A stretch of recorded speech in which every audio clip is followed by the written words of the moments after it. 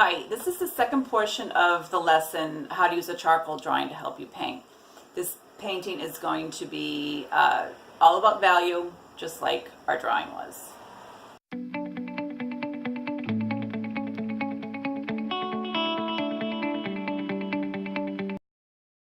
I'm Katie, and in this painting we're going to use only three colors, black and white. Now we know they're not colors, but I'm going to call them colors, and green, and it's going to be a 6x8. Now I also have to have a disclaimer for this lesson. I'm going to use oil paint, and on top of that I'm going to glue collage, and on top of that I'm going to put an acrylic gesso. We all know we're not supposed to put acrylic on top of oil, but you know, sometimes I like to break the rules. I'm like, I have to see it for myself. And I looked at my painting and it's holding together just fine. I really don't have any worries. It's small. But if this kind of makes you a little nervous, you might want to use acrylic instead, so you don't have that question. I know a very accomplished artist who puts acrylic over her oil paint and then seals it with a heavy varnish. So that is something that you can keep in mind or do afterwards. Okay, and I just wanted to stick in here. The reason why I wanted to use oil is because you can move it around more than acrylic, and it's more forgiving, just like the charcoal is.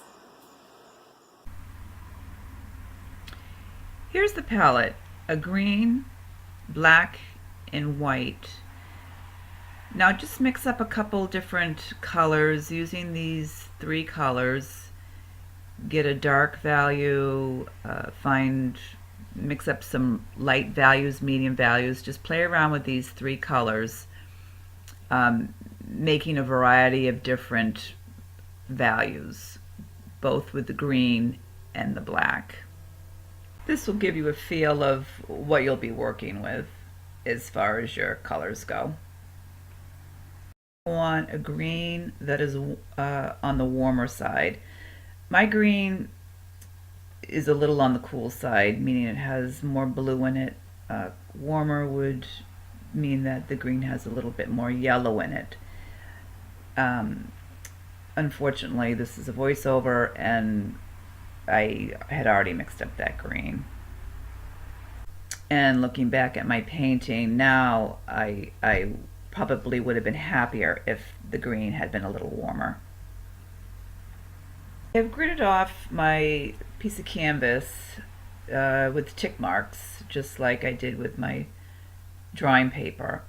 And I'm going to start this painting pretty much the same way I did the drawing, is just finding the contours, the edges where things meet, and now I'm looking at the drawing as my reference, and the drawing still has a little bit of the tick marks in places that I can still see where they were, and I'm using those as reference for this painting and keeping in mind where all the marks are on this little piece of canvas. And again, continually looking at the reference, meaning the drawing, as you paint.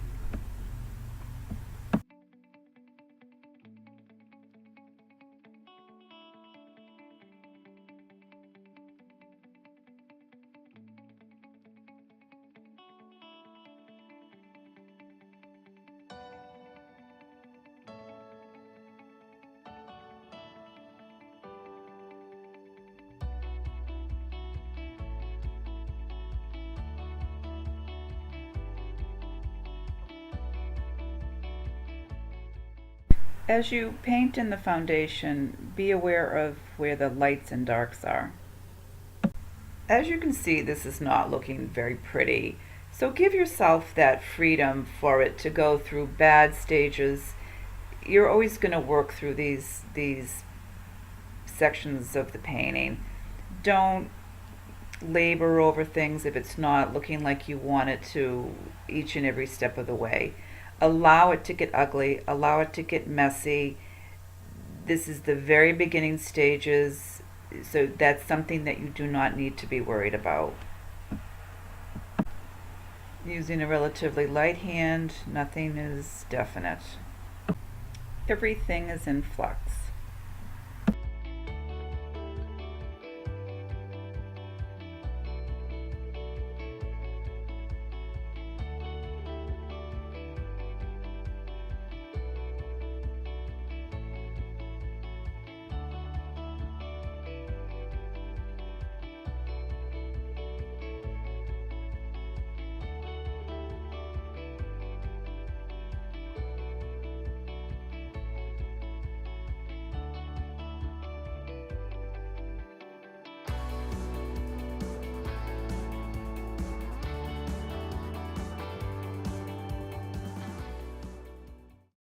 Once you feel you have a pretty good idea of where everything is, go ahead and start adding in some darks, finding where the darks are.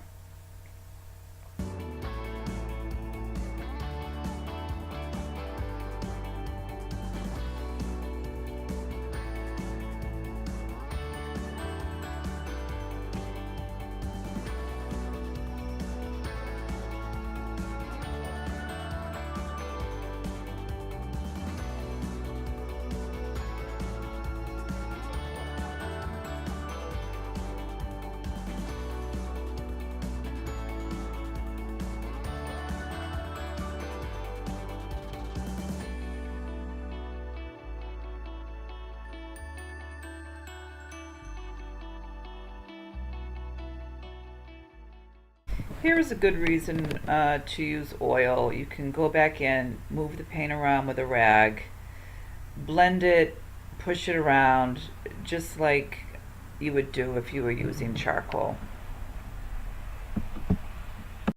And this doesn't have to mean that you've messed things up. I intentionally went in with the paint knowing that I was going to probably want to pull some of it back off again with a rag.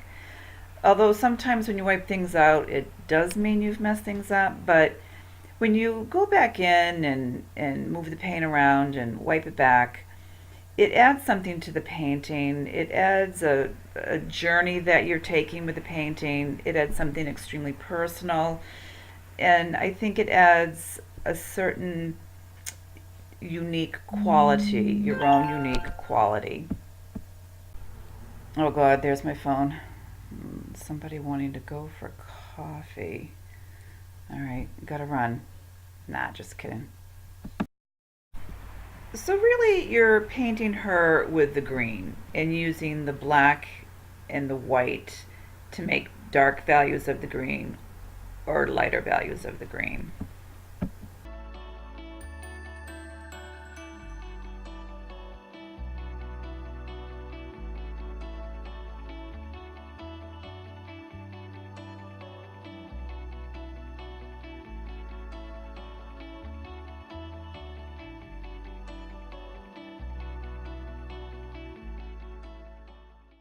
And of course, never forget the background. It is just as important to the overall painting as anything else. Benefit most from this lesson, refer only to the drawing and not to the photo. Only to your drawing, that is.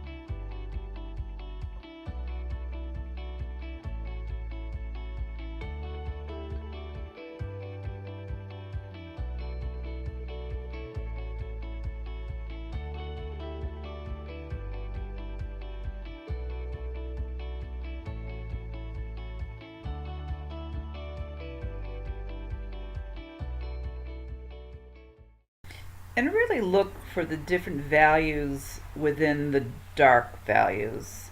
That is really what's going to make that side of her face come to life a little bit. It can't just be one dark section. There has to be a lot of different values within that dark value.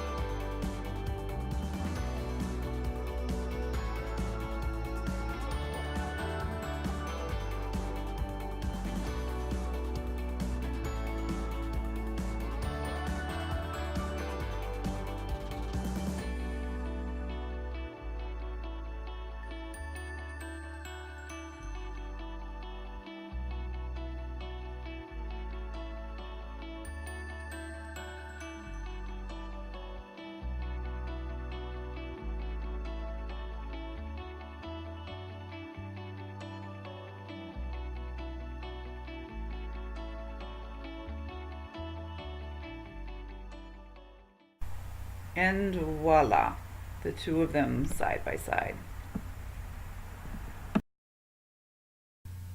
Naturally, once I finished the painting, I wanted to add collage to it.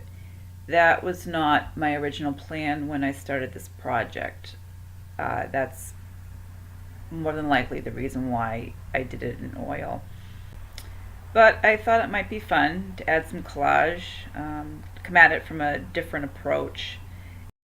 Here is my selection of paper, and once I got them in a general placement around the painting, I then took a photo of it just to use as a reference as to where I had these, where my idea for these pieces of paper should be placed. I then put this picture up on my monitor so I could use it as a reference as well as my drawing. So now I'm using that photo as a reference and my drawing as a reference as to how I want to start laying out this paper and placing it and gluing it down. And here, quite logically, I'm starting with the background piece first.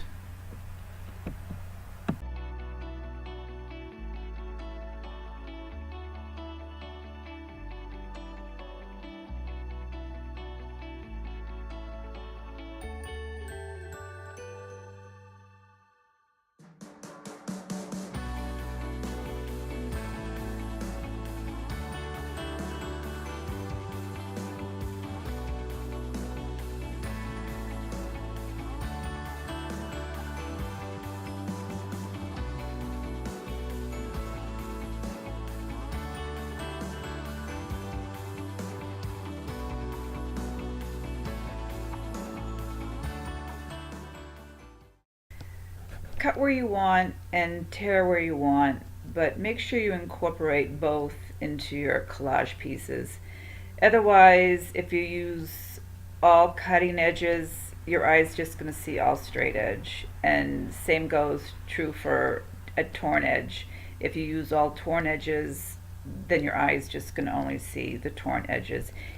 And you don't want that to happen. You don't want your eye getting stuck on one thing in the painting.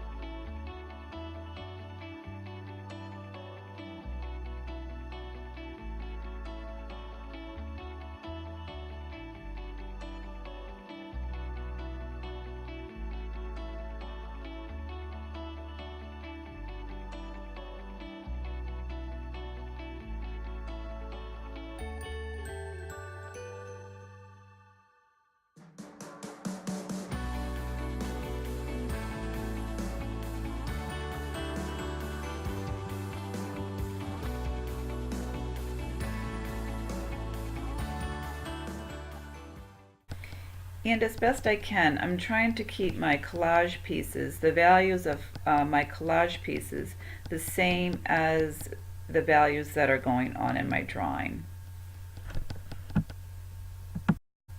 And as I lay these down, I always know that there can always be another piece that goes over the piece that I have just put down, either fully, partially, to change the shape of it, to change the value of a portion of it. So like with this white piece here, up there, on the corner of her head there, I know if I lay that down there that I can always put in a darker piece over it, and that could very well be a intention that you are very well aware of.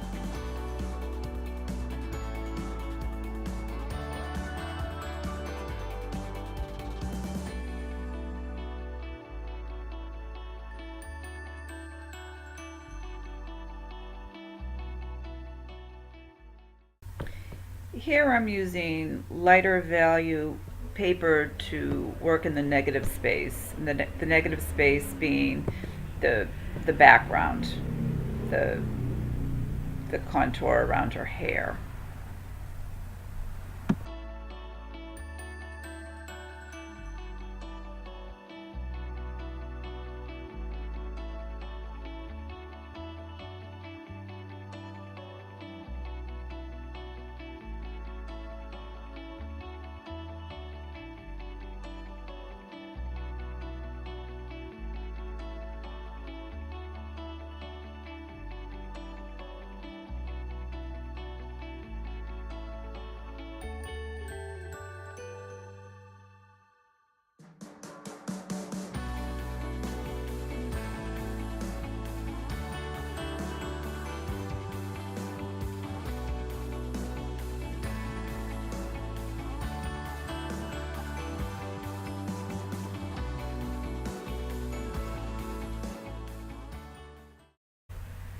And in case you have forgotten, I'm using Miracle Muck as my glue. And with the smaller pieces, I just tend to apply the glue to the paper in my hand. And after a couple pieces, I do need to wash the glue off my hand, or else I just end up with a mess. But I just find it easier to work that way with the smaller pieces, just right in my hand.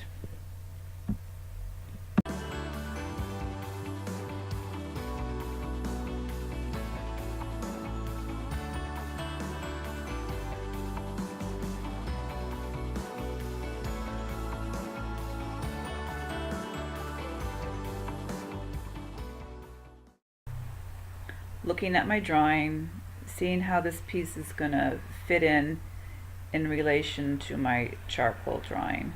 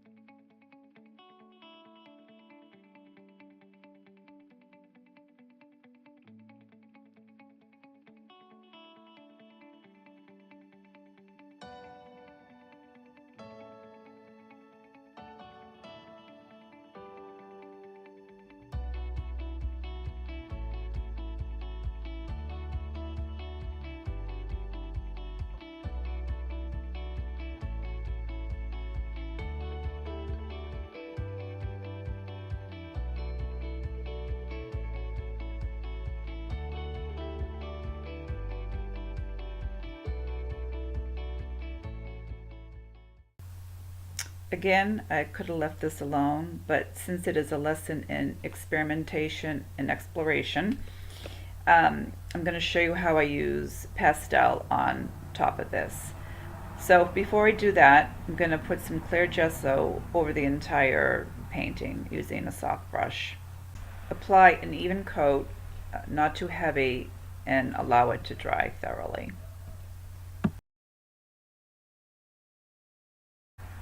Here are 24 Prismacolor NuPastels.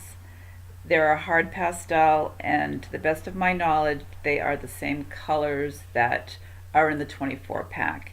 If not the same colors, then very close to it.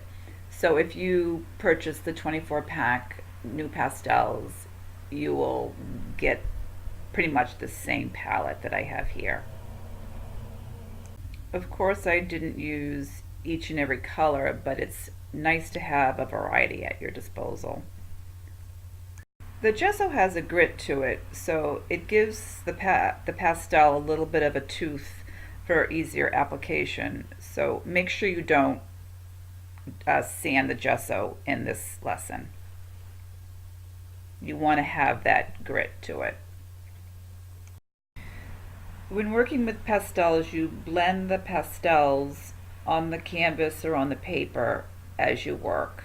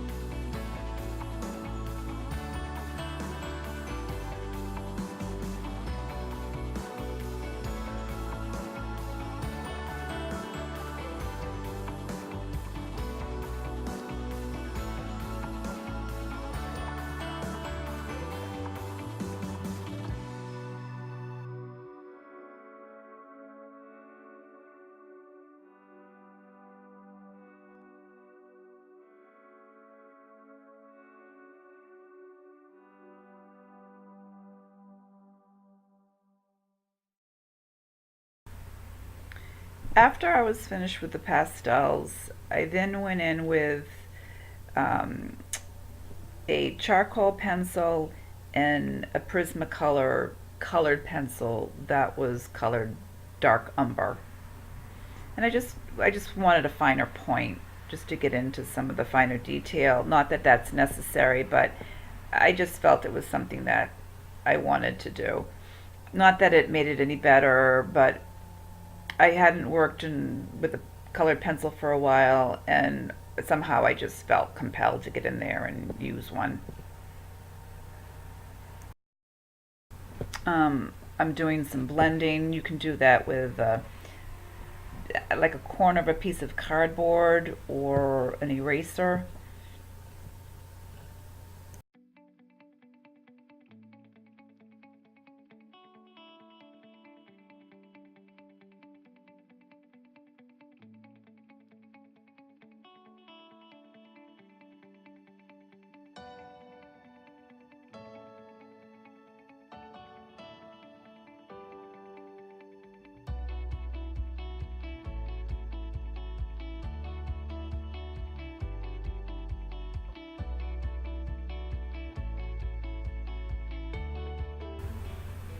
Okay, so now I will fix this with a spray fixative.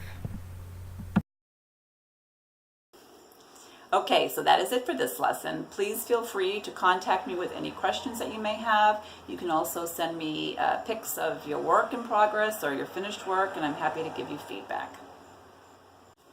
My glasses. And we all know you're not supposed to put acrylic on top of oil, but I'm one that likes to break rules. So, not always, but when it comes to art, when it comes to painting, I'm more like, I gotta see it for myself.